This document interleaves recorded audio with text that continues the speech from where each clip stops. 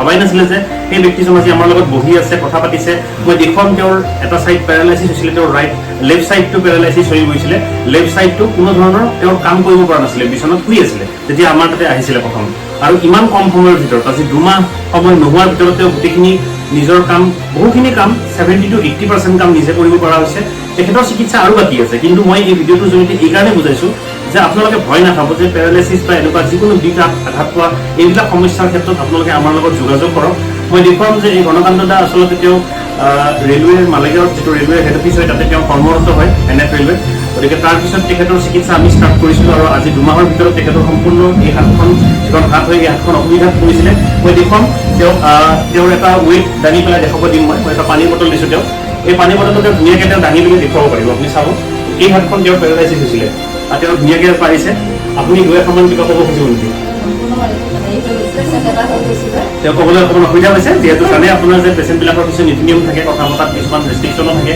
আৰু যাৰ কাৰণে তেওঁ দেখুৱাই দিছে ধুনীয়াকৈ। তেওঁ প্ৰথমতে খাব পৰা নাছিলে, এটা ফাল তেওঁৰ অসুবিধা আছিলে, পানী খালে এফালেদি পানীটো ওলাই যায়, সেইটো বস্তুৰ পৰাও তেওঁ আজি মুক্ত হৈছে। আৰু হাতখন দেখা পাইছে ধুনীয়াকৈ হাতখন চেপেটা হৈ গৈছিলে, মানে কি আমাৰ মেডিকেল টাউনত ক'লে এই মাচুল টনবিলাক নাছিলে, তেওঁ হাতখন ঢিলা হৈ গৈছিলে, মাচুল টনবিলাক নাছিলে, মাংসৰ পেশীৰ গঠনটো বেয়া হৈ গৈছিলে। গতিকে তাৰপিছত তেওঁ সুস্থ হৈছে।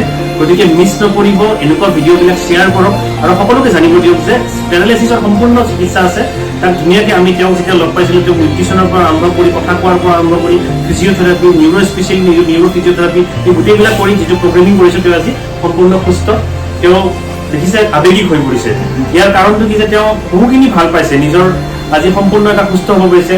মই তেওঁৰ সুখৰ এইটো চকু পানী, আচলতে ক'বলৈ গ'লে এটা সুখৰ চকু পানী। গতিকে মই ভিডিঅ'টো এইকাৰণে কৈছোঁ যে আপোনালোকে বুজক যে এই ভিডিঅ'বিলাক শ্বেয়াৰ কৰক। যিকোনো আপোনালোকে ভিডিঅ' মালিকত শ্বেয়াৰ কৰিছে, কিন্তু এইবিলাক এটা জীৱনৰ লগত জড়িত ভিডিঅ'। তেওঁ আজি নিজে সুস্থ হৈ লাহেকৈ নিজৰ ডিউটি জব কৰি জইন কৰিব পাৰিব, তেওঁ নিজৰ ঘৰখন আকৌ নিচিনা আকৌ চলাব পৰা হৈ যাব। গতিকে আজি ভিডিঅ'টো আমি ইয়াতে সামৰিছোঁ আৰু এই পেজটো ফ'ল' কৰিবলৈ নাপাহৰিব, এই ইউটিউব চেনেলটোও ফ'ল' কৰিবলৈ নাপাহৰিব আৰু সকলোকে দেখাওক যে পেৰালাইচিছৰ যদি উন্নত চিকিৎসা লাগে খুব কম খৰচত আমি প্ৰগতি নিউৰ ৰিহেব চেণ্টাৰ যিটো জালুকবাৰীত উপস্থিত আছে তাতে আপোনালোকে আহিব পাৰিব। থেংক ইউ আপোনালোক দুজনলৈ আমাৰ এই শ্ব'টোত অহাৰ বাবে। Thank you. নমস্কাৰ। আজি আমাৰ এই শিতানত আমি যিটো আলোচনা চক্ৰ আমি লৈ আহিছোঁ, আমাৰ এজন অতিথি আৰু তেখেত আমাৰ লগত আছে ঘনকান্ত গোহাঁই দাদা আৰু তেখেতৰ বৌ। আৰু আমি সদায় জানো যে আমি প্ৰগতি নিউৰ ৰিহেবিলিটেশ্যন চেণ্টাৰত আমি পেৰালাইচিছ ৰোগীৰ লগতে বিভিন্ন ধৰণৰ বিষ নিৰাময় চিকিৎসা তথা আমাৰ সৰু ল'ৰা ছোৱালীবিলাকৰ যিবিলাক জন্মগত অসুবিধা, কিছুমানে খোজকাঢ়িব নোৱাৰে, কিছুমানে কথা পাতিব নোৱাৰে, কিছুমানে ভালকৈ বুজি নাপায়, কেতিয়াবা বুজি পাওঁতে দেৰি হয়, এনেকুৱা সকলোবোৰ চিকিৎসা সামৰি পেলাই আমি প্ৰগতি নিউৰ ৰিহেবিলিটেশ্যন চেণ্টাৰত আমি ট্ৰিটমেণ্ট কৰি আহিছোঁ। আজি যোৱা 2007 চনৰ পৰাই আমি চিকিৎসা সেৱা আগবঢ়াই আহিছোঁ। কিন্তু বহুত মানুহে আমাক ফোন কৰে, বহুত মানুহে আমাক ৰিকুৱেষ্ট কৰে যে ছাৰ আপোনালোকে কৰি থকা ট্ৰিটমেণ্টবিলাকৰ অকণমান ভিডিঅ'ৰ কাৰণে যদি আমি চাব পাৰিলোঁ হয় তেতিয়াহ'লে আমাৰ বেছি ভাল লাগিল হয়। কাৰণ বহুত দূৰৰ পৰা তেওঁলোক আমাৰ লগত কমিউনিকেশ্যন কৰে, অসমৰ বিভিন্ন জেগাৰ পৰা আমাৰ লগত যোগাযোগ কৰে।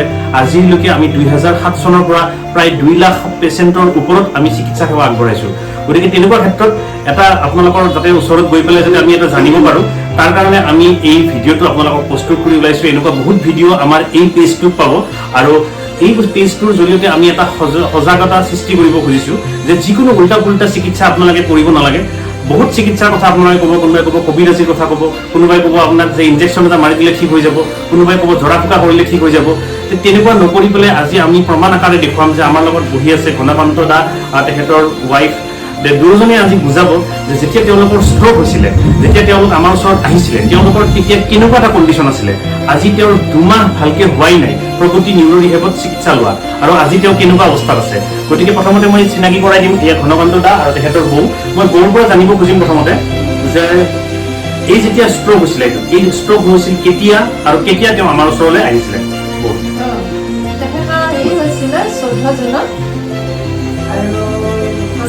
প্ৰায় আমি 14 দিনমান থাকিলোঁ। থকাৰ পাছত আৰু একো হেৰি নাপালোঁ আৰু যেনেকৈ কৰা তেনেকৈ কৰি আছিলে। তাৰপাছত ছাৰক ফোন নাম্বাৰটো মই কথাতে ক'লোঁ, বাইদেউ এজনী বোলে। এই বাইদেউকো এতিয়া মই ভিডিঅ'তে থেংক ইউ কৈছোঁ। তেখেতে নাম্বাৰটো দিয়াৰ পাছতে মই ফোন কৰিলোঁ, ছাৰৰ লগত ধুনীয়াকৈ কথা পাতি ছাৰ আৰম্ভ কৰিলোঁ। আৰু তেখেতে যেতিয়া আমি ছাৰক লগ কৰাৰ আগততো আমি ভবাই নাছিলোঁ আমাৰ যে আকৌ এনেকুৱা হ'ব এতিয়া।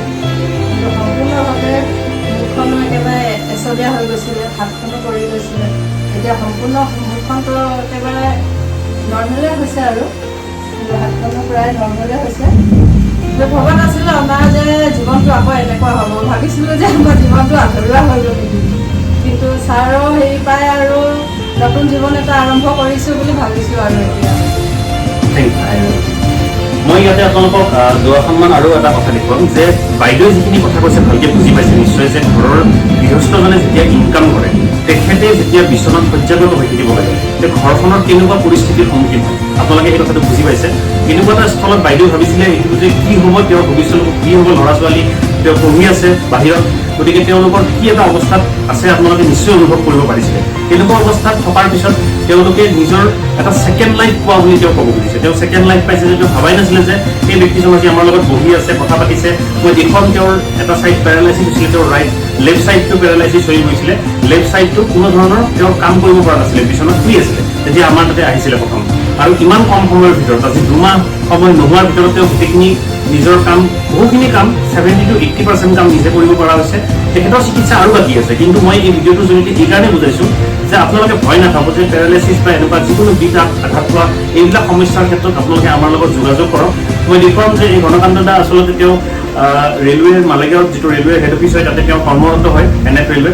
গতিকে তাৰপিছত তেখেতৰ চিকিৎসা আমি ষ্টাৰ্ট কৰিছিলোঁ আৰু আজি 2 মাহৰ ভিতৰত তেখেতৰ সম্পূৰ্ণ এই হাতখন, যিখন হাত হৈ এই হাতখন অসুবিধাত পৰিছিলে।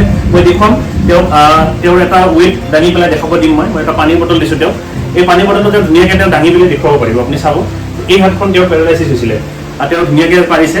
আপুনি 2-1মান কিবা ক'ব খুজিব নেকি? তেওঁ ক'বলৈ অকণমান অসুবিধা পাইছে, যিহেতু জানে আপোনাৰ যে পেচেণ্টবিলাকৰ কিছু নীতি নিয়ম থাকে, কথা পতাত কিছুমান ৰেষ্ট্ৰিকশ্যনো থাকে, আৰু যাৰ কাৰণে তেওঁ দেখুৱাই দিছে ধুনীয়াকৈ। তেওঁ প্ৰথমতে খাব পৰা নাছিলে, এটা ফাল তেওঁৰ অসুবিধা আছিলে, পানী খালে এফালেদি পানীটো ওলাই যায়, সেইটো বস্তুৰ পৰাও তেওঁ আজি মুক্ত হৈছে। আৰু হাতখন দেখা পাইছে ধুনীয়াকৈ, হাতখন চেপেটা হৈ গৈছিলে, মানে কি আমাৰ মেডিকেল টাউনত ক'লে এই মাচুল টনবিলাক নাছিলে, তেওঁ হাতখন ঢিলা হৈ গৈছিলে, মাচুল টনবিলাক নাছিলে, মাংসপেশীৰ গঠনটো বেয়া হৈ গৈছিলে। গতিকে তাৰপিছত তেওঁ সুস্থ হৈছে। গতিকে মিছ নকৰিব, এনেকুৱা ভিডিঅ'বিলাক শ্বেয়াৰ কৰক আৰু সকলোকে জানিব দিয়ক যে পেৰালাইচিছৰ সম্পূৰ্ণ চিকিৎসা আছে। তাক ধুনীয়াকৈ আমি তেওঁক যেতিয়া লগ পাইছিলোঁ, তেওঁক নিউট্ৰিশ্যনৰ পৰা আৰম্ভ কৰি, কথা কোৱাৰ পৰা আৰম্ভ কৰি, ফিজিঅ'থেৰাপি, নিউৰ' ফিজিঅ'থেৰাপি, এই গোটেইবিলাক কৰি যিটো প্ৰগ্ৰেমিং কৰিছোঁ, তেওঁ আজি সম্পূৰ্ণ সুস্থ। তেওঁ দেখিছে আৱেগিক হৈ পৰিছে। ইয়াৰ কাৰণটো কি যে তেওঁ বহুখিনি ভাল পাইছে, নিজৰ আজি সম্পূৰ্ণ এটা সুস্থ হ'ব পাৰিছে। মই তেওঁৰ সুখৰ এইটো চকু পানী, আচলতে ক'বলৈ গ'লে এটা সুখৰ চকু পানী। গতিকে মই ভিডিঅ'টো এইকাৰণে কৈছোঁ যে আপোনালোকে বুজক যে এই ভিডিঅ'বিলাক শ্বেয়াৰ কৰক। যিকোনো আপোনালোকে ভিডিঅ' মালিকত শ্বেয়াৰ কৰিছে, কিন্তু এইবিলাক এটা জীৱনৰ লগত জড়িত ভিডিঅ'। তেওঁ আজি নিজে সুস্থ হৈ লাহেকৈ নিজৰ ডিউটি জব কৰি জইন কৰিব পাৰিব, তেওঁ নিজৰ ঘৰখন আগৰ নিচিনা আকৌ চলাব পৰা হৈ যাব। গতিকে আজি ভিডিঅ'টো আমি ইয়াতে সামৰিছোঁ, আৰু এই পেজটো ফ'ল' কৰিবলৈ নাপাহৰিব, এই ইউটিউব চেনেলটোও ফ'ল' কৰিবলৈ নাপাহৰিব, আৰু সকলোকে দেখাওক যে পেৰালাইচিছৰ যদি উন্নত চিকিৎসা লাগে খুব কম খৰচত আমি প্ৰগতি নিউৰ' ৰিহেব চেণ্টাৰ, যিটো জালুকবাৰীত উপস্থিত আছে, তাতে আপোনালোকে আহিব পাৰিব। থেংক ইউ আপোনালোক দুজনলৈও আমাৰ এই শ্ব'টোত অহাৰ বাবে। Thank U.